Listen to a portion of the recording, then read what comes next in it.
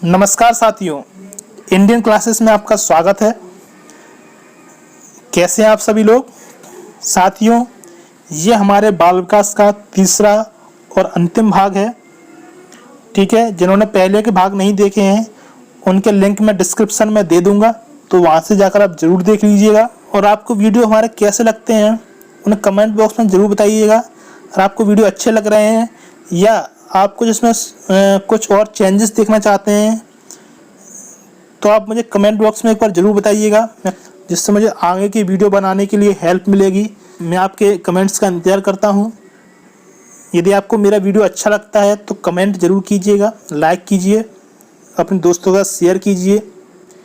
तो चलिए अपन शुरू करते हैं आज का वीडियो।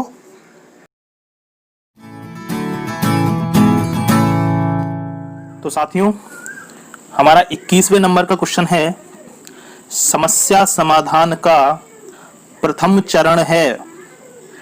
और आपके ऑप्शन है ए आंकड़ा संग्रहण, बी समस्या की पहचान, सी परिकल्पना का परीक्षण और डी परिकल्पना का निर्माण। और आपका समय शुरू होता है अब।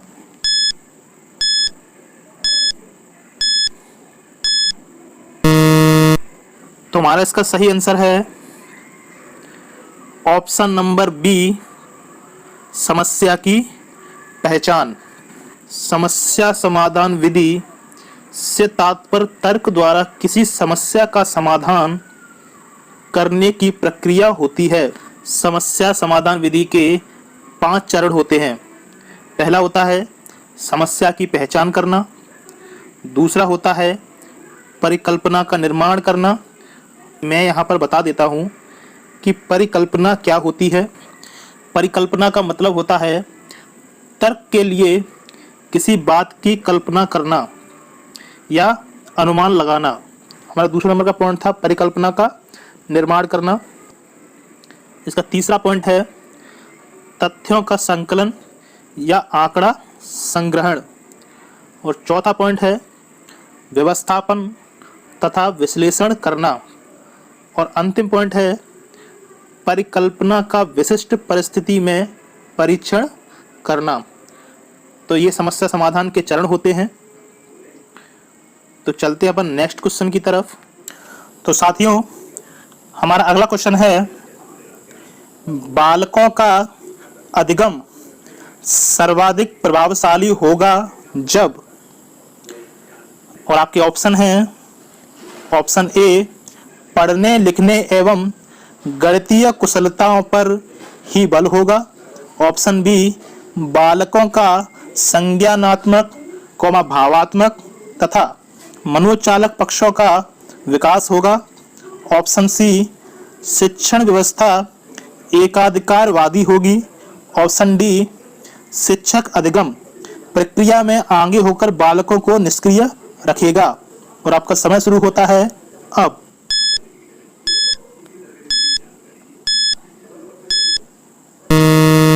समय समाप्त हुआ साथियों। और इसका सही आंसर है ऑप्शन नंबर बी, बालकों का संज्ञानात्मक भावात्मक तथा मनोचालक पक्षों का विकास होगा। इसके बारे में मैं आपको बता देता हूँ।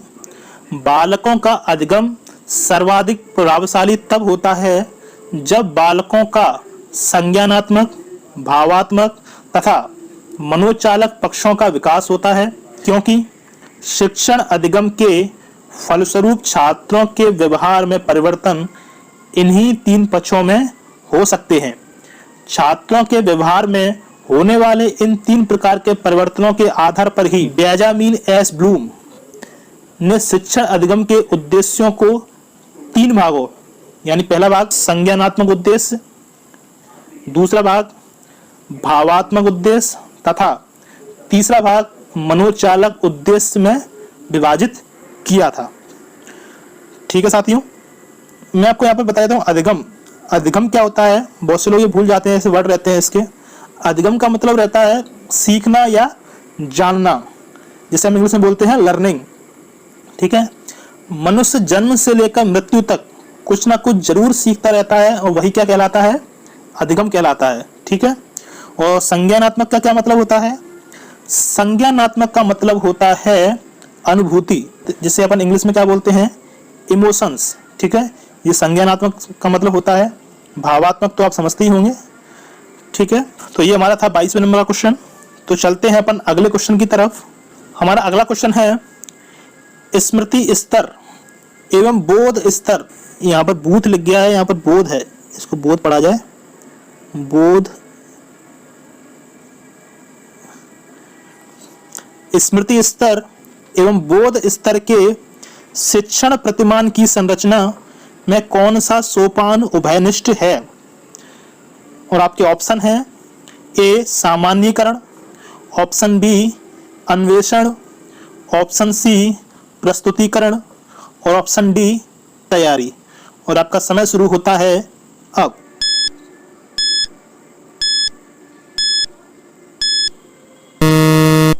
समय समाप्त हुआ साथियों। इसका जो सही आंसर है वो है ऑप्शन नंबर सी प्रस्तुतिकरण। साथियों, स्मृति स्तर एवं बोध स्तर के शिक्षण प्रतिमान की संरचना में प्रस्तुतिकरण सोपान उभयनिष्ठ होता है। अपन स्मृति स्तर के सोपान तथा बोध स्तर के सोपान को समझ लेते हैं। पहले अपन स्मृति स्तर के सोपान को समझते हैं। तो हार्वर्ड ने स्मृति स्तर शिक्षण प्रतिमान की संरचना 5 प्रमुख पदों में व्यक्त की है। पहला है प्रस्तावना, दूसरा है प्रस्तुतिकरण, तीसरा है स्पष्टीकरण तथा तुलना, चौथा है सामान्यीकरण और पांचवा है प्रयोग। ठीक है, हार्वर्ड ने इसके 5 प्रमुख पद बताए हैं ये। ठीक है, अब बोध स्तर के सोपान की अपन बात करें। इसके जन्मदाता हेनरी सी मॉरिसन ने दी है, जिसके स्तर हैं पहला अन्वेषण, दूसरा प्रस्तुतिकरण, तीसरा आत्मीकरण अथवा परिपाक, चौथा व्यवस्था और पांचवा वर्णन अथवा अभिव्यक्तिकरण। ये बोध स्तर के सोपान हैं। तो आपको समझ में आ गए होंगे। ठीक है साथियों। हाँ, मैं यहाँ पर आपको एक चीज और बता देता हूँ कि सोपान क्या होता है, मतलब सीढ़ी। सोपान का मतलब सीढ़ी, स्तर, चढ़ना। ठीक है, किस स्तर से अपन चढ़ेंगे वो सोपान होते हैं। अन्वेषण का क्या मतलब होता है, ये अन्वेषण लिखा है उसका क्या मतलब होता है? अन्वेषण का मतलब होता है खोजना या ढूंढना। ठीक है, ये अन्वेषण कहलाता है। तो यही इसमें 2 मेरे ख्याल से शब्द थे जो अपन को इम्पोर्टेंट थे, समझने चाहिए थे क्या होते हैं। तो चलते अपन अगले क्वेश्चन की तरफ। हमारा 24वें नंबर का क्वेश्चन है, निम्न में किस सिद्धांत को पुनर्बलन का सिद्धांत भी कहते हैं? और आपके ऑप्शन है शास्त्रीय अनुबंध सिद्धांत, ऑप्शन बी उद्दीपक अनुक्रिया सिद्धांत, उद्दीपक पढ़ना, ये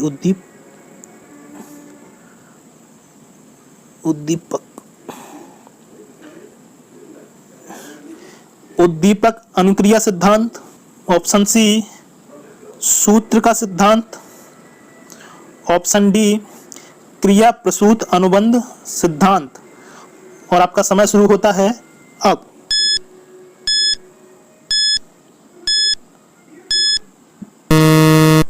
समय समाप्त हुआ साथियों। इसका सही आंसर है ऑप्शन नंबर डी क्रिया प्रसूत अनुबंध सिद्धांत। क्या होता है क्रिया प्रसूत अनुबंध सिद्धांत? क्रिया प्रसूत अनुबंध सिद्धांत को पुनर्बलन का सिद्धांत भी कहते हैं। स्किनर ने अपने अधिगम सिद्धांत में पुनर्बलन की सर्वाधिक तथा प्रभावशाली भूमिका बताई है।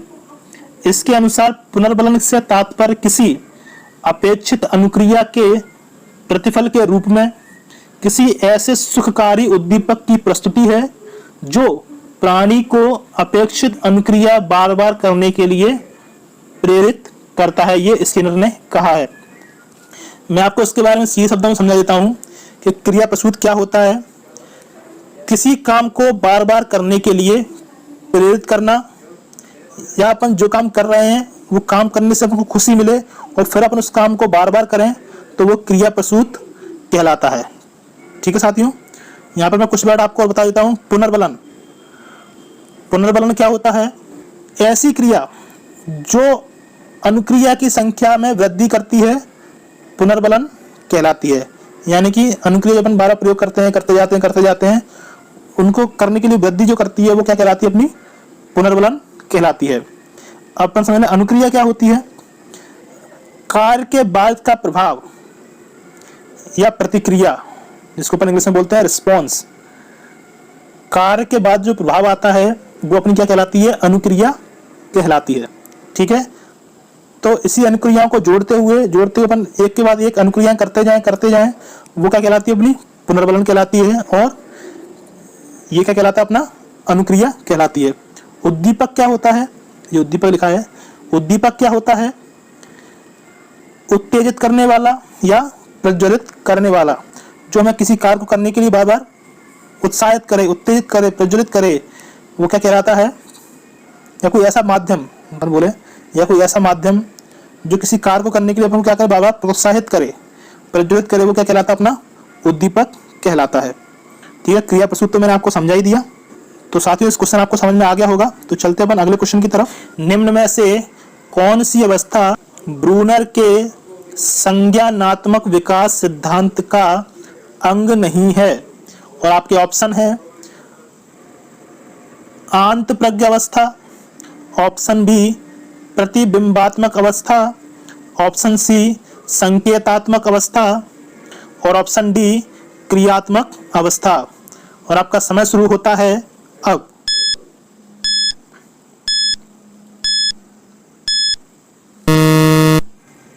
समय समाप्त हुआ साथियों, और इसका सही आंसर है ऑप्शन ए आंतप्रज्ञ अवस्था।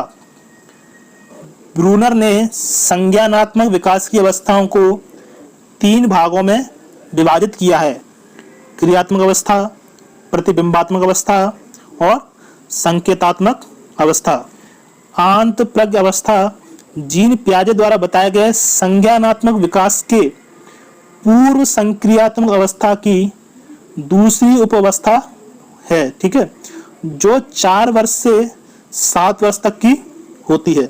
मैं इसके बारे में आपको और समझा देता हूँ। जब बालक 4 वर्ष की अवस्था में पहुंचता है तो यह अवस्था आंतप्रज्ञ अवस्था कहलाती है। इसमें बालक अन्य व्यक्तियों द्वारा दी गई जानकारी को बिना किसी तर्क के ज्यों का तो ही स्वीकार कर लेता है। यानी कि उस पर कोई ऑब्जेक्शन नहीं उठाता या कोई सवाल नहीं पूछता या उसके खिलाफ कोई एक्शन नहीं लेता, और जैसा उसने बता दिया वो उसको मान लेता है 4 वर्ष से लेकर 7 वर्ष की अवस्था तक। ठीक है, और उसमें कोई बहस नहीं करता इस चीज़ के बारे में। तो ये क्या कहलाता है? अपना आंतप्रज्ञ अवस्था। ठीक है, जैसा उनके माँ बाप ने उनको समझा दिया तो वही चीज़ को वो मान के चलते हैं, जैसा उनको बाहर टीचर ने बता दिया तो वही चीज़ को मान के चलेंगे। ये क्या कहलाता है? अपना आंतप्रज्ञ अवस्था। अब बात करते हैं अपन प्रतिबिंबात्मक अवस्था। प्रतिबिंबात्मक अवस्था क्या होती है? इसको अपन चित्र आधारित अवस्था भी बोलते हैं। इस अवस्था में मानसिक प्रतिबिंबों द्वारा सूचनाएं व्यक्ति तक पहुंचती हैं। इसमें बालक प्रत्यक्षीकरण के माध्यम से सीखता है। बालक जोर से ध्वनि तथा चमक की विविधता से प्रभावित होता है। जैसे कहीं उसको जोर से आवाज सुनाई दी तो तुरंत उस तरफ देखेगा, कोई चमक उसको अचानक दिखाई दी तो तुरंत उस तरफ देखता है। तो इस माध्यम से वो सीखता है कि चमक कैसे आई, ध्वनि कैसे आई। ठीक है, बालक में दृश्य स्मृति विकसित होती है। इस अवस्था में प्रारूपों तथा चित्रों की सहायता से अधिगम होता है। ठीक है, ये प्रतिबिंबात्मक अवस्था या चित्र आधारित अवस्था कहलाती है। ठीक है, अब अगली बात करते हैं अपन संकेतात्मक अवस्था की। संकेतात्मक अवस्था क्या होता है? इसको अपन भाषा आधारित अवस्था भी कहते हैं। ठीक है, इसमें क्या होता है? इस अवस्था में बालक अमूर्त रूप से सोचने की क्षमता का विकास होता है। बालक भाषा, गणित, तर्क आदि सीखकर उनका उपयोग करता है। संकेतों के प्रयोग से बालकों की संज्ञानात्मक कार्य क्षमता बढ़ जाती है। इस अवस्था में बालक अपनी अनुभूतियों का ध्वनात्मक संकेतों यानी इसे हम क्या बोलते हैं भाषा के माध्यम से व्यक्त करता है। यह अमूर्त चिंतन की अवस्था होती है। ठीक है, ये होती है अपनी संकेतात्मक अवस्था। अगली बात करें क्रियात्मक अवस्था क्या होती है? जो क्रिया आधारित रहती है। ठीक है, बालक भौतिक वस्तुओं से क्रिया करता है और उनके प्रभावों से सीखता है। इस अवस्था में बालक क्रिया करके सीखने या संज्ञान लेने का प्रयास करता है, जैसे हाथ पैर चलाना। आपने बच्चों को देखा होगा, वो लेटे लेटे हाथ पैर चलाते रहते हैं, साइकिल से चलाते रहते हैं। इस अवस्था में मानसिक क्रिया या भाषा का महत्व नगण्य रहता है, यानी उनको भाषा से कोई मतलब नहीं है। ठीक है, किसी भी वस्तु को समझने हेतु वह उसे पकड़ते हैं, उसके साथ खेलते हैं, उसे मरोड़ते हैं, उसे काट देते हैं, तोड़ देते हैं और फेंक देते हैं। उनको भूख लगती है तो वह रोने लगते हैं इत्यादि। ये सारी क्रियाएं क्रियात्मक अवस्था कहलाती हैं। ठीक है, और इन्हीं सब क्रियाओं के माध्यम से वो अपने बाहरी वातावरण के लोगों से संबंध स्थापित करते हैं। यानी वो कुछ समझाना होता है तो वह ऐसी क्रिया करते हैं जिससे सामने वाले को समझ में आ जाता है। भूख लग रही है तो वो रोने लगते हैं। ठीक है, वो खेलते हैं, कूदते हैं, किसी को पकड़ते हैं सीखने के लिए। तो ये सारी क्रिया क्या कहलाती हैं? क्रियात्मक अवस्था कहलाती हैं। तो आपको समझ में आ गया होगा ये 25वें नंबर का क्वेश्चन। इसकी सारी चीज़ें मैंने आपको डिटेल में बता दी हैं। तो अपन चलते हैं अपन अगले क्वेश्चन की तरफ। हमारा अगला क्वेश्चन है, मॉरिसन ने बोध स्तर शिक्षण प्रतिमान में 5 पदों का वर्णन किया है। वह है प्रस्तुतिकरण, खोज, संगठन या व्यवस्था, आत्मीकरण और अव्यक्तीकरण। तो इनका सही क्रम कौन सा होगा? आपके ऑप्शन है A 4 5 3 1 2, option B 2 1 4 3 5, option C 2 1 3 4 5, option D 1 2 3 4 5। और आपका समय शुरू होता है अब।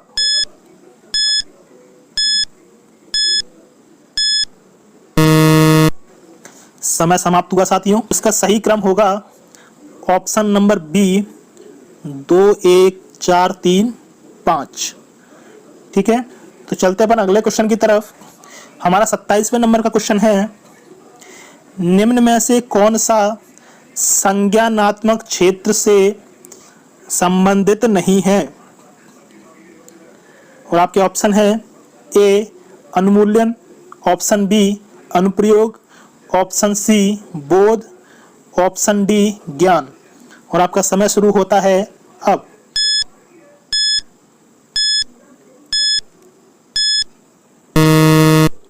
समय समाप्त हुआ साथियों। इसका सही आंसर है ऑप्शन नंबर ए अनुमूल्यन।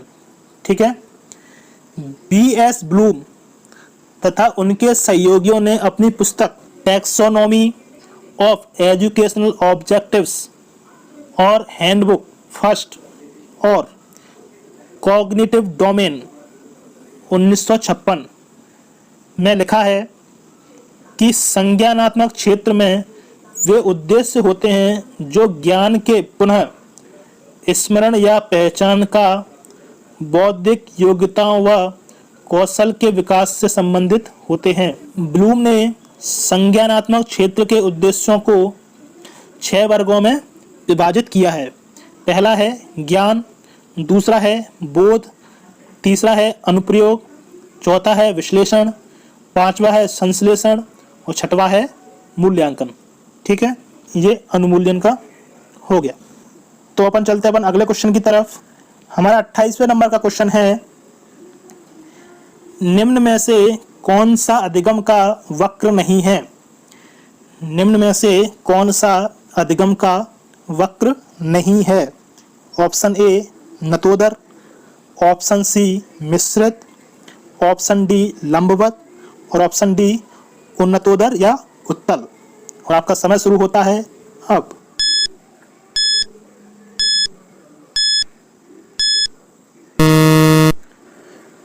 तो इसका सही आंसर है ऑप्शन नंबर सी लंबवत।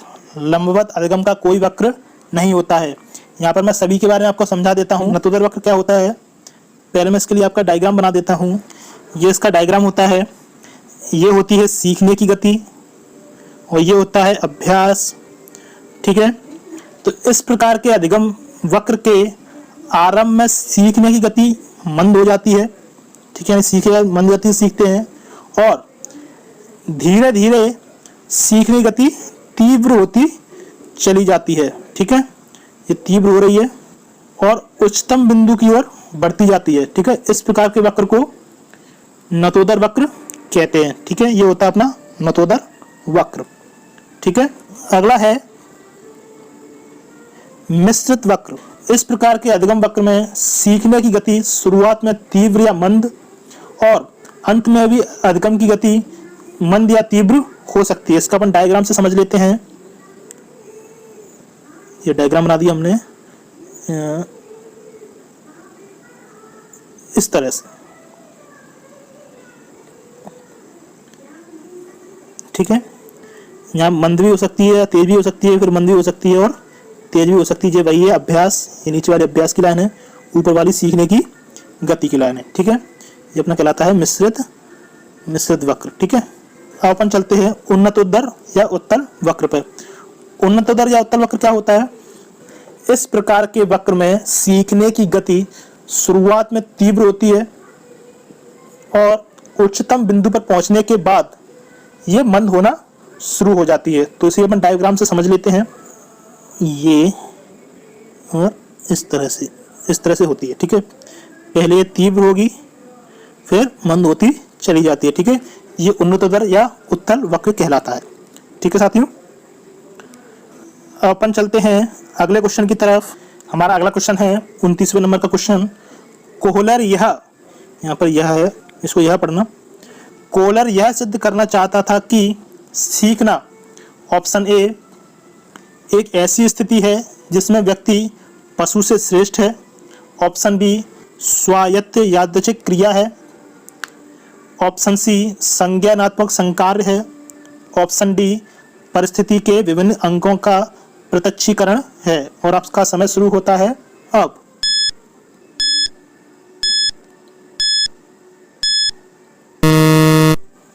तो साथियों इसका सही आंसर है ऑप्शन नंबर सी, संज्ञानात्मक संकार्य। कोहलर यह सिद्ध करना चाहता था कि सीखना एक संज्ञानात्मक संकार्य है। कोहलर ने अंतर्दृष्टि या सूझ को अधिगम में महत्वपूर्ण माना। निसंदेह सूझ की प्रक्रिया एक संज्ञानात्मक प्रक्रिया है जो समस्या का संज्ञानात्मक समाधान प्रस्तुत करके सीखने की प्रक्रिया को अत्यधिक सरल, सहज तथा उद्देश्यपूर्ण बनाती है। ये कोहलर ने कहा है, ठीक है। कोहलर यह सिद्ध करना चाहता था, ठीक है। तो ये समझ में आ गया होगा। अपन चलते हैं आज के अंतिम क्वेश्चन की तरफ। ये हमारा अगला क्वेश्चन है, यानी आज का अंतिम क्वेश्चन है। किसी भी नई भाषा को सीखने के लिए कहाँ से प्रारंभ किया जाना चाहिए? ऑप्शन ए, अक्षरों और शब्दों के मध्य साहचर्य से। ऑप्शन बी, वाक्यों के निर्माण से। ऑप्शन सी, शब्दों के निर्माण से। और ऑप्शन डी, उपयुक्त में से कोई नहीं। और आपका समय शुरू होता है अब।